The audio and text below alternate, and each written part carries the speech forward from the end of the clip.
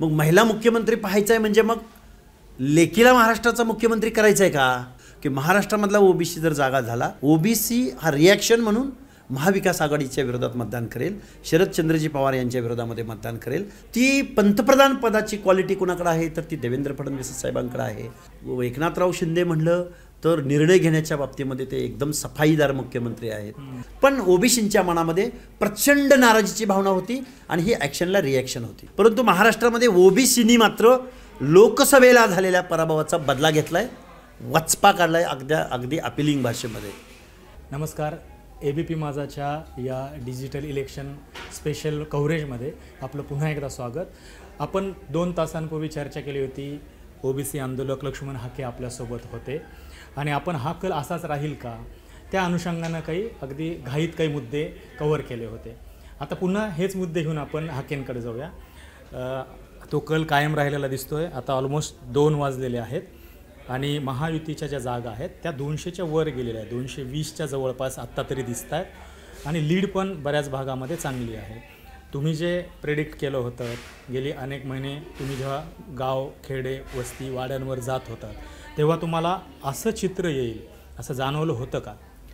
नाही, लोकसभा निवडणूक झाली त्यावेळीचा 1 महिन्याभराचा कालावधी हा प्रचंड या महाराष्ट्रामधल्या ओबीसी विजयंतीच्या मनामध्ये एक दहशत आणि संभ्रम अवस्था आरक्षणाला धरून, त्याचबरोबर आपल्या नेत्यांना डावललं जातं आहे, आपल्या नेत्यांना टार्गेट केलं जातं आहे, आपलं नेतृत्व पुढे येऊ दिलं जात नाही आणि ओबीसी आरक्षणावर भूमिका घेणाऱ्या माणसाला एकदम बदनाम केलं जातं आहे, ही भावना ओबीसी आणि विजयंतीच्या तरुणांच्या मनामध्ये होती. त्याचं रिफ्लेक्शन येणार हे मला चांगलं माहीत होतं. मी माध्यमांद्वारे नेहमी या महाराष्ट्रासमोर मांडत आलो की महाराष्ट्रामधला ओबीसी जर जागा झाला तर या महाराष्ट्रामधली सत्ता, इच्छा असो अथवा नसो, ओबीसी हा रिॲक्शन म्हणून महाविकास आघाडीच्या विरोधात मतदान करेल, शरदचंद्रजी पवार यांच्या विरोधामध्ये मतदान करेल. कारण शरद पवार असोत की पृथ्वीराज बाबा चव्हाण असोत की राजेश टोपे असोत किंवा आणखीन अनेक मंडळी आहेत, रोहित पवार, बाळासाहेब थोरात, या सगळ्या मंडळींनी ज्यावेळी जरांगेंना रात्री अपरात्री जाऊन भेटले, प्रत्येकाला जरांगेंच्या मताची काळजी होती, जरांगेंच्या हुनरची काळजी होती. पण यामधला एकही नेता पुढे येऊन बोलत नव्हता की आपण ओबीसींच्या मनात काय भावना आहे, ओबीसींना काय म्हणायचं आहे. ओबीसी अनऑर्गनायझेड आहे म्हणजे ओबीसीला काही कळत नाही का? ओबीसींना इग्नोर करण्याचं काम महाराष्ट्रामध्ये केलं गेलं. त्याचवेळी देवेंद्र फडणवीस असतील किंवा एकनाथराव शिंदे असतील, बघा एकनाथराव शिंदेनी 10% SCBCच्या आरक्षणाचा निर्णय घेतला होता. देवेंद्र फडणवीसांनी इथं 1 लाख मराठा तरुणांना रोजगार उपलब्ध केला होता. प्रवीण दरेकरांनी सांगितलं की आम्ही 5,500 कोटीचं व्याज भरतोय. ह्या अशा अनेक म्हणजे ग्राउंड रूटला अनेक प्रोग्राम असे होते की याची बेरीज झाली. मी सांगितलं होतं की महाराष्ट्रामध्ये हरियाणा पॅटर्नचा प्रभाव हा नुसता हरियाणा पॅटर्न नाही तर तो हरियाणा पॅटर्न दुपटीनं महाराष्ट्रामध्ये राबलेला असेल असं मी 2 दिवसापूर्वी, अजून निवडणुकीचा काउंटिंग सुरू झालेला नव्हता त्यावेळी मी या महाराष्ट्रात सांगितलेलं होतं.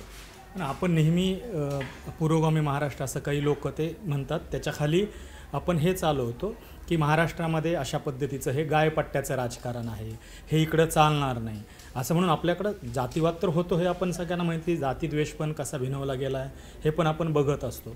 पण हरियाणासारखं इथं होणार नाही असं पण म्हणलं जायचं, खूप मोठे मोठे लोक नेते म्हणायचे. हे बघा, शरदचंद्रजी पवारांनी 4 दिवसापूर्वी निवडणुकीच्या प्रचारादरम्यान एक वक्तव्य केलं की महाराष्ट्राला महिला मुख्यमंत्री पाहायचं आहे. मग महिला मुख्यमंत्री पाहायचं आहे म्हणजे मग लेकीला महाराष्ट्राचा मुख्यमंत्री करायचं आहे का? आणि लेकीला महाराष्ट्राचा मुख्यमंत्री बनवायचं, बारामतीमध्ये युगेंद्र पवारांना आमदारकीला उभं करायचं, तिकडं रोहित पवारांना कर्जत जामखेडला आमदारकीला उभं करायचं. हा जो काही एक पुरोगामी नेता म्हणून ही जी काही एक इमेज आहे महाराष्ट्रामध्ये, ही आम्हा ओबीसी बांधवांनी ही म्हणजे अवेरलेली आहे, ठरा दिलेला नाही ओबीसी बांधवांनी. बघा, राम शिंदे विनिंग रेसला आहेत, तिकडं गोपीचंद पडळकर विनिंग रेसला आहेत, तिकडं राजेश टोपे पराभवाच्या मार्गावरती आहेत. मला महाराष्ट्रामध्ये राष्ट्रवादीचा जो बेस वोटर आहे, जयंत पाटील अगदी थोडक्या मतानं निच्चांकी मतदानं निवडून आलेत. आत्तापर्यंत जे त्यांचं रेकॉर्ड आहे त्या रेकॉर्डमध्ये जयंत पाटील निच्चांकी मतदानं. सांगली जिल्ह्यामध्ये काय झालं आहे, 1च जागा निवडून आली आत्तापर्यंत. विश्वजित कदम खालीवर होत आहेत. पूर्ण सांगली जिल्हा असेल, सोलापूर जिल्हा असेल, आमचा पुणे जिल्हा असेल, सातारा जिल्हा असेल, महाराष्ट्रामध्ये पश्चिम महाराष्ट्रामध्ये बिहाइंड कर्टन ओबीसीचा रोल हा खूप मोठा होता. पण मराठवाड्यामध्ये फ्रंटला येऊन ओबीसीनी ही लढाई लढली आणि ओबीसी बांधवांनी आज आमच्याकडे ऑप्शन नाही. आम्हाला मान्य आहे ओबीसी आम्ही एक राजकीय पक्ष किंवा चळवळ किंवा उमेदवार उभे करू शकलो नाही हे आम्हाला मान्य आहे. पण ओबीसीनी वेळोवेळी जरांगे पाटलांना सपोर्ट करणाऱ्या महाविकास आघाडीला आणि पर्टिक्युलरली राष्ट्रवादी काँग्रेसला, शरद पवार गटाला आणि काँग्रेसला, मग ते पृथ्वीराज बाबा चव्हाण असोत किंवा काँग्रेसचे अनेक नेते मंत्री असोत, मराठवाड्यातल्या 8ही खासदारांनी जरांगे पाटलांना लेखी पत्र दिलं आणि त्या गोष्टीवरती आम्ही गावगाड्यामध्ये गेलो आणि ओबीसीला जागं करत राहिलो. ओबीसीच्या वाड्या वस्त्यांवरती सर्कल लेवलच्या सभा या मी 61 सभा मराठवाडा, पश्चिम महाराष्ट्र, नांदेड जिल्ह्यामध्ये घेतलेल्या आहेत आणि त्याचा हा जो परिणाम आहे, मी श्रेय घेत नाही या गोष्टीचं, पण ओबीसींच्या मनामध्ये प्रचंड नाराजीची भावना होती आणि ही ॲक्शनला रिॲक्शन होती. बरं, आता तुम्ही त्या अर्थानं म्हणजे ओबीसींची बाजू तुम्ही लावून धरलीत, तुम्ही ॲक्शनला रिॲक्शन असं दिली. जेव्हा भाजपकडनं म्हणूयात किंवा सत्ताधाऱ्यांकडनं कुणीही समोर यायला तयार नव्हतं, अशा वेळेस तुम्ही आलात. छगन भुजबळांची एंट्री झाली, थोडी उशिरा झाली आणि त्यांनाही भीती होती की त्याचे राजकीय परिणाम काय होतील. तुम्ही तसं त्याचा फार विचार न करता तुम्ही ओबीसींच्या बाजूनं समोर आलात. आता आपण असं म्हणू शकतो की राजकारणापुरतं बोलायचं झालं तर लोकसभा पार पडली आहे, त्याच्यामध्ये जरांगे फॅक्टर चालला, विधानसभा आता पार पडते आहे, आज निकाल लागला, त्याच्यात हाके फॅक्टर थोडाफार चालला असं आपण म्हणूया. ओबीसी बांधवांनी भाजपला जे भाजप म्हणते की DNA आहे त्यांना मदत केली. आता तुम्हाला असं वाटत नाही का की आता एका कुठल्या तरी प्लॅटवर, पठारावर, एका समतल भूमीवर यावं आणि नव्यानं सुरुवात करावी? तोच जो काही आपला ॲग्रेशन आहे, थोडाफार दोन्ही समाजामध्ये जी कटुता आली आहे, तर ती कमी होण्यासाठी आपण पुढाकार घ्यावा किंवा आपण त्या दृष्टीनं पावलं उचलावी. खरं तर महाराष्ट्रातल्या ओबीसींनी आम्ही जे मागील 2-3 महिन्यामध्ये जे आव्हान केलं ओबीसींना, त्या ओबीसीनी 100% या आव्हानाला प्रतिसाद दिलेला आहे. त्यांचा रोल सामान्य जनतेचा हा इथं संपलेला आहे. पण आमचा इथून पुढचा पर्टिक्युलरली लक्ष्मण हाके या व्यक्तीचा रोल की आजपर्यंतच्या या महाराष्ट्रातल्या प्रत्येक बजेटमध्ये 1% बजेटरी तरतूद या महाराष्ट्रातल्या अर्ध्या लोकसंख्येला दिली जाते. ती 1%वरून 5%वर कशी नेता येईल, ती 10%वर कशी नेता येईल, या महाराष्ट्रातल्या प्रत्येक जिल्ह्यामध्ये ओबीसीला वसतिगृह कसं देता येईल, ओबीसीच्या मुलांना डोंगरात, तांड्यावर, वाड्यावर, वस्त्यावर मुलांना दर्जेदार शिक्षण कसं देता येईल, या गोष्टीवरती लक्ष्मण हाके उद्याच्या दिवसापासून, उद्याचा जो येणारा मुख्यमंत्री आहे, काही तासानंतर येणारा मुख्यमंत्री, त्या मुख्यमंत्र्याला आमची पहिली मागणी असेल की ओबीसींना लोकसंख्येच्या प्रमाणामध्ये बजेटरी तरतूद करा आणि त्यांना दर्जेदार शिक्षण द्या, त्यांना क्रीडा फॅसिलिटी उपलब्ध करून द्या की ज्यांना ऑलिम्पिकमध्ये भटक्या विमुक्त जाती जमाती आहेत, बेरड रामोशी आहेत, धनगर आहेत, मेंढपाळ आहेत, या मुलांना ऑलिम्पिकमध्ये दर्जेदार खेळाडू बनवण्याच्या दृष्टिकोनातून तुम्ही बजेटरी तरतूद करा, त्यांच्या कलागुणांना वाव द्या. अशा अनेक एथिकल लेवलवरती जे जेन्युन काही आपण महाराष्ट्र पुरोगामी महाराष्ट्र म्हणून शरदचंद्र पवारांप्रमाणे घरातच राजकारण, मुलगी काय खासदार, परत पुतणे, नातू आमदार, हे आणि कारखानदारांचं, वतनदारांचं राजकारण, याला फाटा देऊन हा खरा महाराष्ट्र आहे, हा 18 पगड जातींचा महाराष्ट्र आहे, हा छत्रपती शिवरायांच्या रयतेचा महाराष्ट्र आहे. यासाठी काम करण्यासाठी आजही या महाराष्ट्रामध्ये 95% व्हॅक्यूम आहे आणि त्या व्हॅक्यूमवरती लक्ष्मण हाके काम करेल. तुमची काय अपेक्षा आहे का नवीन येणाऱ्या सरकारकडून? येणाऱ्या सरकारने फक्त ओबीसींना त्यांच्या लोकसंख्येच्या प्रमाणामध्ये बजेटरी तरतूद करावी आणि त्यांच्या काय व्यथा आहेत, काय वेदना आहेत, आणि पंचायत राजच्या निवडणुकीमध्ये लवकरात लवकर ओबीसीचं आरक्षण सस्टेन करावं आणि पंचायत राजच्या निवडणुका घ्याव्यात. स्वतःसाठी काहीच नसेल, कारण माझा जो ओबीसी बांधव आहे, या ओबीसी बांधवांना सोशल जस्टिस, सामाजिक न्यायाच्या प्रतीक्षेत आजही तो आहे.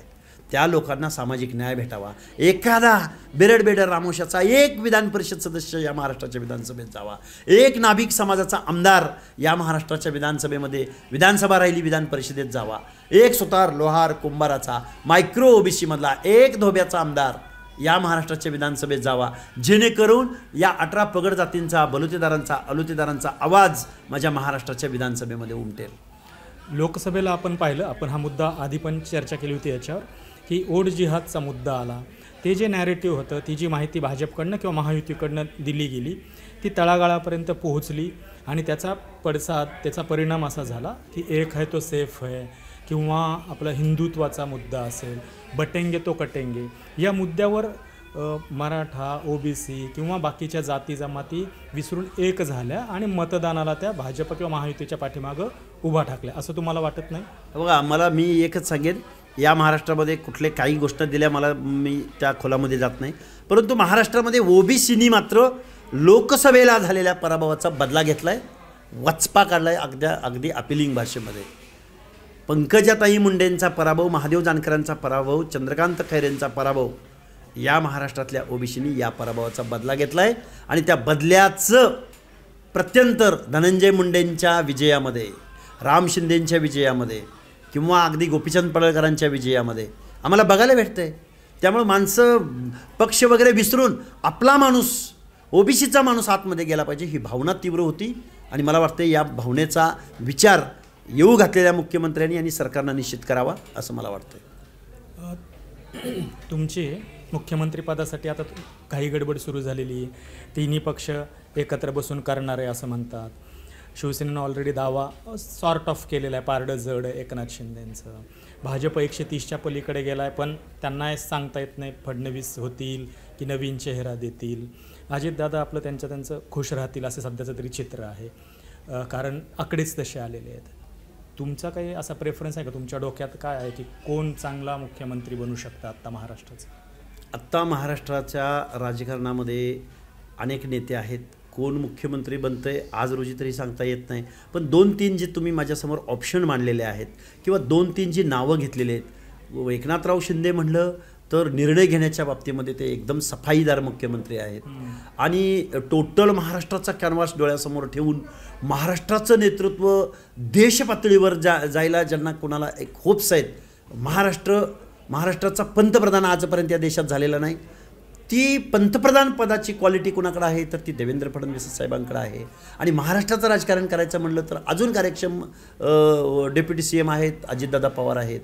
या दोघांनी 2 पावलं मागं आले तर एक चांगला देश पातळीवरचा नेता देवेंद्र फडणवीस असू शकतात.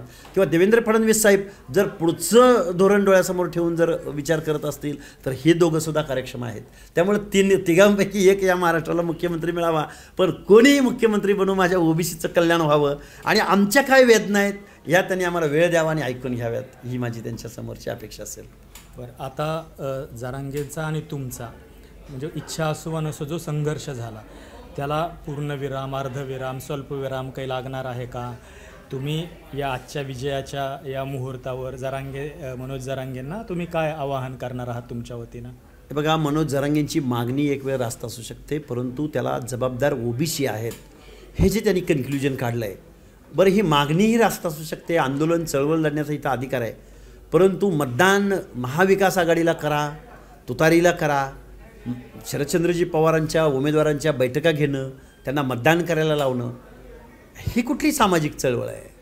त्यामुळे जरांगे पाटलांना मी सांगेन, प्रश्न जरूर असू शकतात, परंतु प्रश्न विचारानं सोडवले जातात, प्रश्न संविधानिक तरतुदींनी सोडवले जातात, प्रश्न इतरांचा आदर करून, इतरांना मान सन्मान देऊन सोडवले जातात, इतरांना शिव्या देऊन नाही. त्यामुळे शिव्यांची भाषा, शिवराळ भाषा, कमरेखालची भाषा जर बोलणार असाल तर मला वाटतंय त्याला ॲक्शनला रिॲक्शन भेटेल. परंतु तुम्ही जर संविधानाची भाषा आणि एकमेकाचा गिव्ह रिस्पेक्ट टेक रिस्पेक्ट घेऊन जर तुम्ही पुढे येणार असाल तर तुम्ही 2 पावलं पुढे आला तर आम्ही 4 पावलं पुढे येऊ, ही आमची भूमिका आहे. ओबीसी समाज जो लोकसभा ते विधानसभा हा तुमच्या पाठीशी राहिला असं म्हणूया की त्यांनी स्वतःचा समाजाचा विचार करून त्यांनी काही निर्णय घेतले. त्या ओबीसी समाजाला काय तुमचं आवाहन, म्हणणं काय? ओबीसी बांधवांना मी एक जबाबदारीनं बोलेन की आपल्याकडं खूप शॉर्ट म्हणजे खूप कमी कालावधी होता. या कमी कालावधीमध्ये आपण एक चांगला सक्षम देऊ शकलो नाही, हे मला मान्य आहे आणि त्यात मला मर्यादाही आहेत, आम्हाला म्हणजे नेतृत्वाला हे आम्हाला मान्य आहे.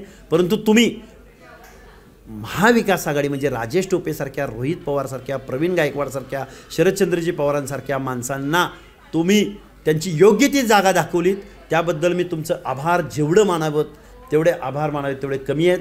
बांधवांनो, ही लढाई आपल्याला आज आपण कुणाच्या तरी पाठीशी ठामपणे उभं राहिलो आहे, पण उद्या भविष्यात आपल्याला आपले लोकप्रतिनिधी कायद्याच्या सभागृहात कसे जातील यासाठी आपल्याला खूप मोठं संघटन उभं करायचं आहे. एवढाच मी या ओबीसी बांधवांना अपील करेन, आव्हान करेन.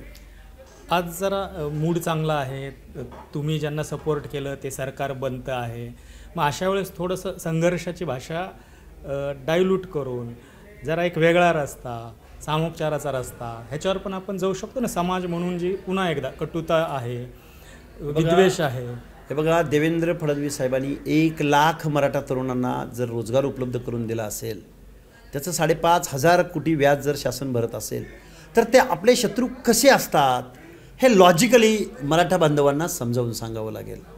आज महाज्योती आहे, त्याचबरोबर सारथी आहे. सारथीचा लाभ किती झाला किंवा 10% जो रिझर्वेशनचा जो कायदा केला गेला आहे त्याचा फायदा मराठा बांधवांना कसा होतो आहे. आणि मग एवढं सगळं घडत असताना तुम्हाला ओबीसीमधून का आरक्षण पाहिजे, हे ह्याच्यावरती मला वाटतं संवादातून ह्याच्यावरती मार्ग निघू शकतो. आणि जरांगेंना जर ह्यातलं काही कळत असेल असं मला वाटत नाही, पण त्यांना जे सल्ला देणारी मंडळी आहेत त्या मंडळींनी एकदा सामोरं यावं. आपण त्यावरती चर्चा करायला तयार आहोत. हा महाराष्ट्र फुले शाहू आंबेडकरांचा महाराष्ट्र आहे. हा महाराष्ट्र समतेचा महाराष्ट्र आहे. या महाराष्ट्रामध्ये सगळेजण गुण्यागोविंदानं वागूया, राहूया असं मला वाटतं. थँक्यू. आम्ही आशा करतो हक्केजी की तुम्ही काय, मनोज दादा काय, तुम्ही आणि ज्यांना समाजाशी विषयी तळमळ आहे त्यांनी हा थोडासा विकार कमी होईल याच्यासाठी पावलं पुढं टाकतील आणि सामुपचारण आपला महाराष्ट्र योग्य दिशेनं पुढचे 5 वर्ष घेऊन जातील. त्यात आपल्या राजकारण्यांना, सत्ताधाऱ्यांना मदत करतील अशी आशा करतो. धन्यवाद. तुम्ही आमच्याशी संवाद. थँक्यू. धन्यवाद. एबीपी माझा, उघडा डोळे बघा नीट.